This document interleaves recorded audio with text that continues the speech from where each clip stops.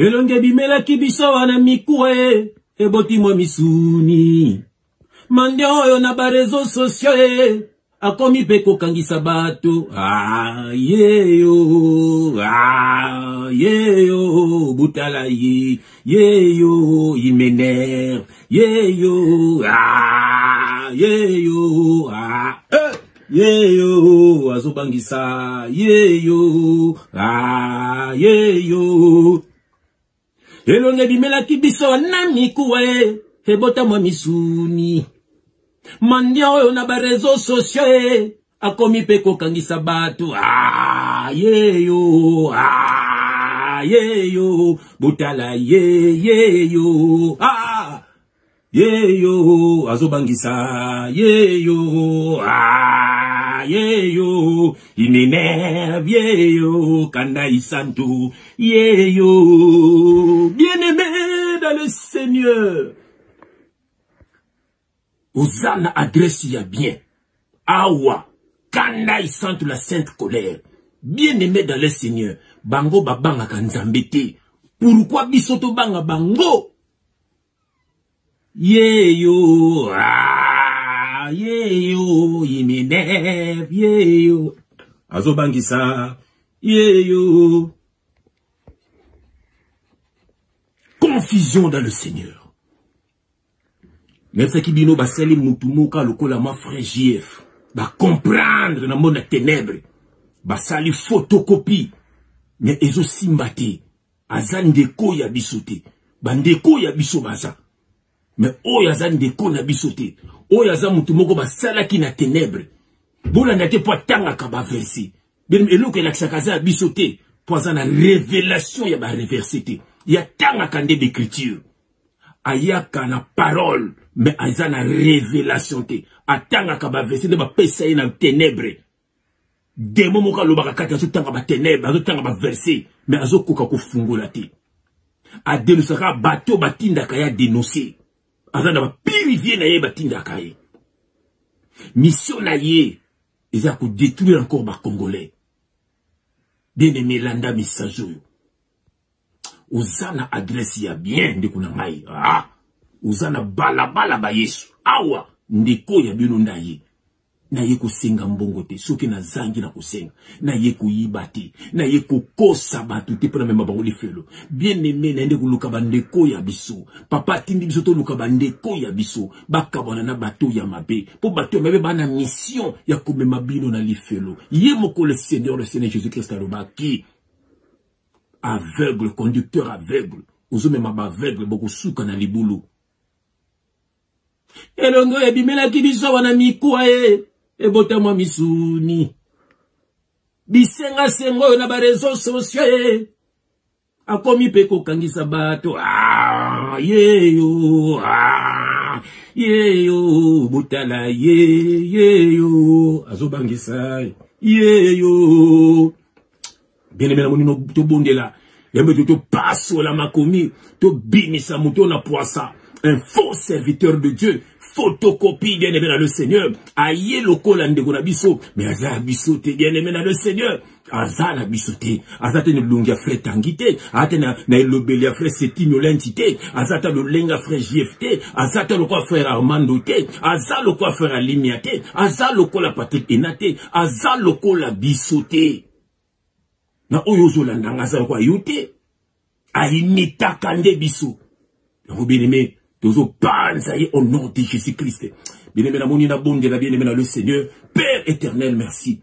Merci na grâce au salibiso aux âmes. Grâce au salakabiso de colonios. Yakotambola na simbo. Yakotia li loba na yo papa. Sans trucage. Sans compromis papa. Na but mon karba na loba ye bakaka yo. Basa na relation personnelle na yo. Et non na bato mokili. Oba ko kosa bango ba lourd ravisseur. Po ba entraîner bango na lifelo. Po ba lia bambongo na bango. Ba bima na basi na bango. Ba bimso bango bimpe na bibali. Père éternel. Yango zo tinda biso papa. To bimisa bango na poisa. Po ba no ba ye ba mabe. Ba pe ba comme ça, que le Saint-Esprit parle pour l'édification de ton peuple. Au nom de Jésus-Christ, nous avons ainsi prié et nous disons Amen. Bien-aimé dans le Seigneur, que Dieu te bénisse. Bien-aimé, tu es dans le mbango. tolobaki nyonso tokomona nyonso tokoyoka tokobimisa na poisa bien-aimé tokobanga bango te bien-aimé yoka frère oyo nga na seki bino dès le début na ye azalaki ya nzambe te botiaki nga tembe bien-aimé abeta biso mekato alelo donc asala biso je moko na début na ye akosaki biso ke bayo kanga ye bien-aimé tomone na tribunal te tomone eloko moko te tomone ka na ndako bakan donc lukuta kosa biso batu tuna biso tozalaka séduit pe totombo kaka nzoki ezalaki ba jeune na ye après alobi mama akufi bino nde ba mama nanga bino nde ba papa nanga bino nde bolesa nga bien-aimé tala but ayaki na réseaux sociaux pour nzala bien-aimé un crevard ça c'est un crevard ayekoluka vie na sima bana nzambe nzambe alobaki boyo moto akolia na motoki na ye me ye akolia na motoki ya nzambe alelo nzambe akopesa makasi akopesa tout apesa musala po lia na motoki na yo me yo komolia na motoki omokosa nzambe omokosela nzambe makambo yango tosaki pasteur commerçant boyo kango na YouTube ba commerçant kati na nzambe il est encore plus dangereux que ba Matthieu le Tunasi oya denosaka il est encore plus dangereux que ba Moïse Mbie oya denosaka il est encore plus dangereux aza muto kosa keba po aye le kwaza ya biso ale bino tu bo adopter ye ale le lo ya ko mema bino na libulu bien-aimé le lo alobi était il faut tokeno na ataboloba ki batu nyonso fo bazunga na kisasa bien-aimé atayo moko mboka courant malonga ezate insécurité totale bekol po na bana ezate misala ezate hôpitaux ya malonga ezate ba gouvernement muyibi kobana numéro 1 na numéro 0 miyibi na miyibi mais ye batindi ye amema bino zomisa bino kuna muto bino bolandaka oyo un crevard o bino bolandaka makambo ya lukuta yoke lo kontaba le bien nazana Josué chapitre 1 verset 3 yo Bakajika je vous présente Roger Bakajika Bakajika yoke lo kontaba bien na Josué 1 chapitre 1 verset 3 tout lieu que je lis au nom de Jésus-Christ tout lieu que foulera la plante de votre pied, je vous le donne, comme je l'ai dit à Moïse. Tout lieu foulera la plante de votre pied, je vous le donne, comme je l'ai dit à Moïse.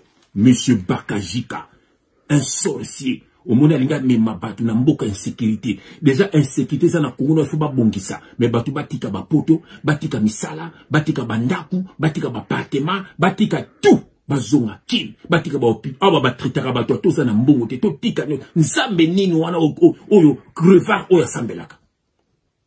C'est un démon. Batu tout, même yé moko rêve neza aya poto, rêve na ye. Aya poto. Kasa lubango na décembre na kozala kuna ba décembre pelike belazo ya kakate uzomon rêve ne zala ya poto mais alubina batu bozonga mais bien aimé dans le Seigneur est-ce que ça c'est un serviteur de Dieu uzomon akosi no bulandi apa biso lukumokobo uzomon pour la détruire bino alubi on sait ba vidéo assez de kolangomba bien aimé likolangomba na kotengelo moko bien aimé c'est OK na Jean 4:21 au moins histoire, il y a femme samaritaine à Jésus-Christ. Bien aimé, Jésus-Christ a dit la femme samaritaine, boui. Abi, l'heure vient où il sera ni sur la montagne, ni à Jérusalem, mais les vrais adorateurs adoreront le Père en esprit et en vérité. Parce qu'à l'époque, bien aimé, bah, juste, bon, qu'il y a la montagne. Il y a une vidéo dans la montagne. Donc, à combiner juif. À combiner la loi Moïse. Nous avons une révélation. Azana parole, Azana révélation parole, c'est un perroquet. Scatologie. Bien aimé, et comme mayo na lifelo, c'est que Dieu nous demande, na tant c'est la repentance. Ce qu'il y a dans Matthieu 3, chapitre 3, verset 2, au Jean-Baptiste, yoka message Jean-Baptiste, ayaki nango, mettez ça motouya, message à motouya Jean-Baptiste, c'était quoi? Repentez-vous. Car le royaume des cieux est proche. Tant que le Seigneur Jésus-Christ a été, tant qu'on a Matthieu 4:17, même le Seigneur Jésus-Christ a l'obaki. Repentez-vous, car le royaume est proche, le royaume des cieux est proche. toute la Bible parle que de Jésus-Christ. Et ça va témoigner, ça va te monsieur, les Zélandais, tiens, et on te tangaka. Mais, et le que même n'a pas y ensemble, bien aimé, c'est la repentance. La repentance veut dire quoi? L'abandon du péché. Accepte Jésus-Christ dans ta vie. Matthieu 6, entre dans ta chambre. Frère, sœur, accepte Jésus-Christ. Carbonana Mabé, il m'a baptisé du Saint-Esprit. Avec baptême de feu, na baptême du Saint-Esprit. Baptême de feu et la révélation dans la petite brisement. Nous avons brisé yo, okotika choko, okotika luyenge, okotika mobulu, okotika kindoki, ako brisé yo. Après baptême du baptême de feu, c'est-à-dire baptême de feu de brisement, après ce moli mon sang. C'est le Saint-Esprit qui conduit yo. Ndenge bana Israël, to bakati si mer rouge, yango de baptême. To bakoti na désert, yango de brisement. Après Cana. Donc yango baptême, bien aimé, après brisement, après ce royaume des cieux, donc corps de Christ, au côté de la corps de Christ, au côté de la corps de Christ na chocoté, au côté de la corps de Christ na persingité, au côté de la corps de Christ na loyenge na oté. C'est lui qui est en vous est plus fort que celui qui est dans le monde. Qui est dans le monde, c'est le diable avec ses serviteurs. Yeah yo, il m'énerve. Yeah yo, botalaye. A kosa kalokaza yabiso sa yabisote. Asalama bébélé. Yoka message clé tu enango. Akangisi frère moko frère comme Israël nash, ceux qui nagent. Akangisi frère wana parce que frère wana nzamba pesi message que Roger Bakajika basi ebile pembeni na ye bazo lelali prometa ki bango libala. Bele mbala moko ke ko kangisa frère wana. To yoki ba audio ezo circuler na ba réseaux sociaux. Ndenge bazo yokana ndenge ko kanga garçon wana ndenge ba ko sala ye beme akene ko démentir. Message wana. Bien aimé. Ok, nzamba lobi. Bako kangisa biso. Biso tito yaka boye. To selaka ba kangisa biso. Et puis toko bange loko te toko changer message te. Tina bolo ko toko bandolo baka même message. Parce que un vrai serviteur. Botana ba douce d'ici ba boma ba ona ba message. Etienne ba bomena message.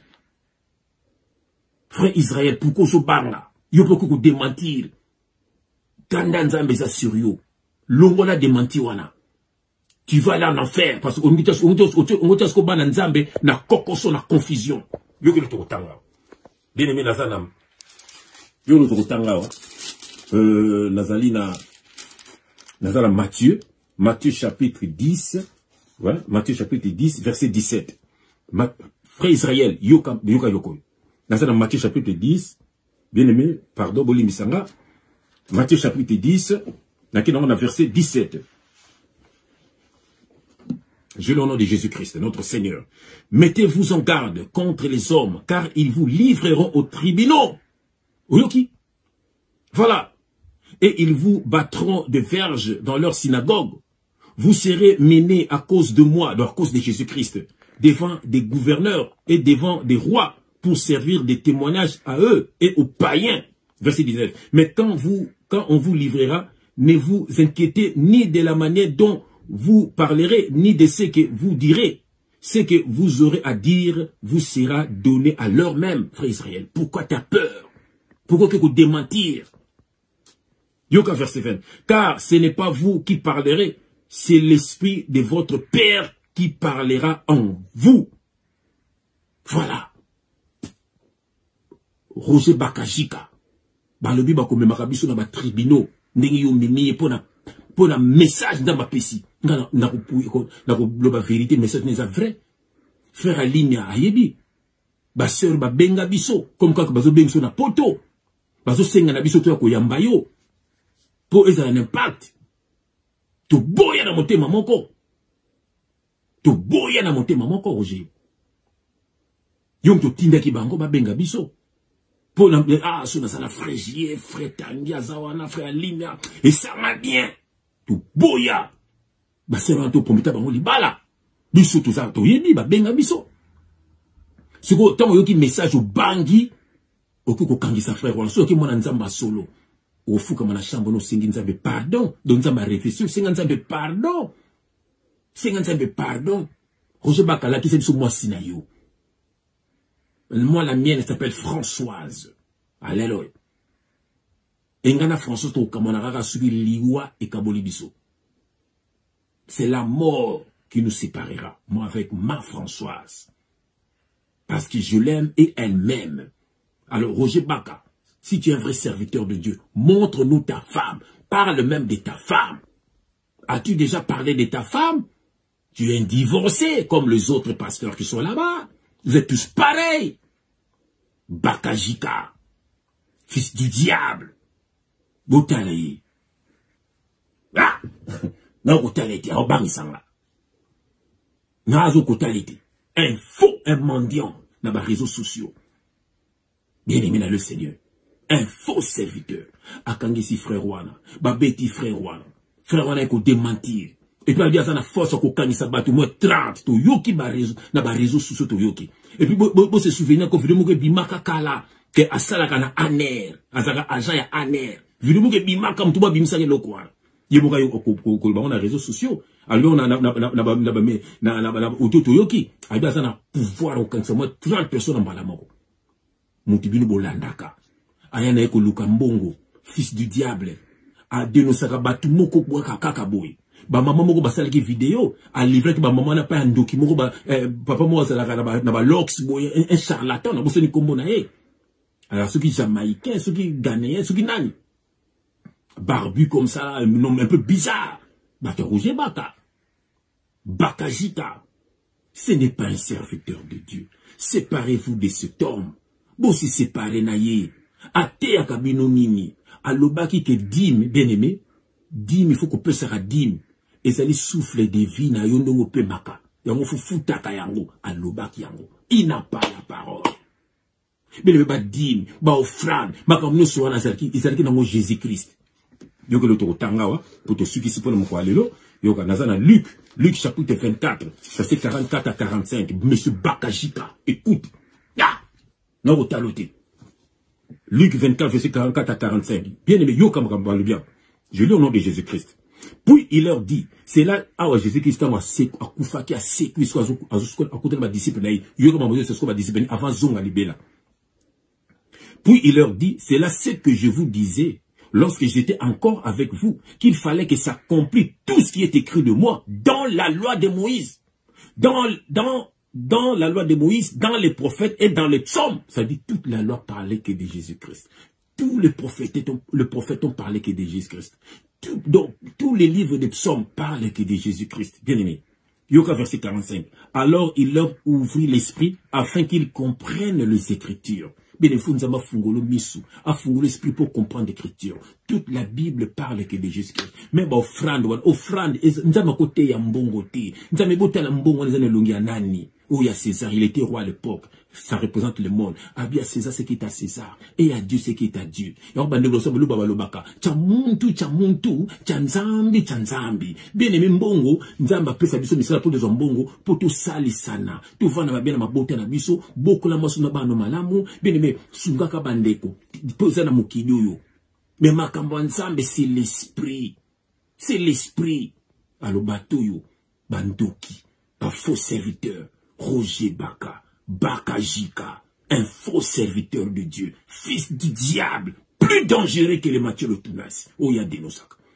Bien aimé dans le Seigneur, Makambalo des belé, mais eux, ils allaient timing, ils allaient respecter dans les réseaux sociaux.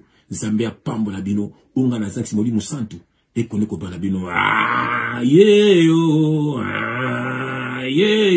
il m'énerve, yo, botalaye. Que Dieu vous bénisse au nom de Jésus-Christ. Amen.